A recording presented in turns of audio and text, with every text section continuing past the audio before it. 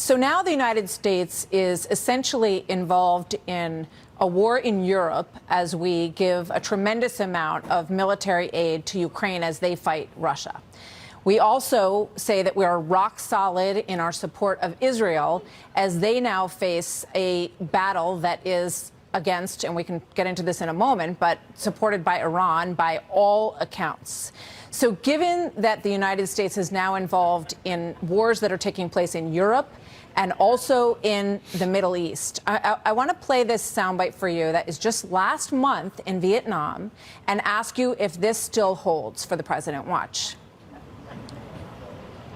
The only existential threat humanity faces, even more frightening than a nuclear war, is global warming going above 1.5 degrees in the next 10 years. Given all the nuclear players in these two areas where we are now engaged, John, does the president stand by that comment? Absolutely, he does. Climate change is an existential threat. It could, it actually threatens and is capable of wiping out all human life on Earth over time. I mean, I don't know how more existential you can get to that, but that doesn't mean that we walk away from our obligations, our national security interests in very dangerous parts of the world. John, You mentioned he said it was more frightening than a nuclear war. Is that it's more frightening than a nuclear war in this moment?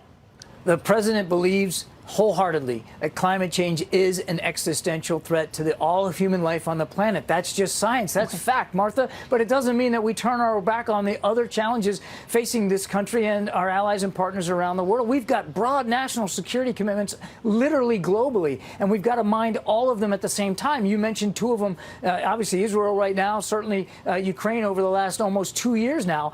We are a big enough and powerful enough and effective enough nation to be able to look after all these disparate national security threats. And one of them absolutely is climate change.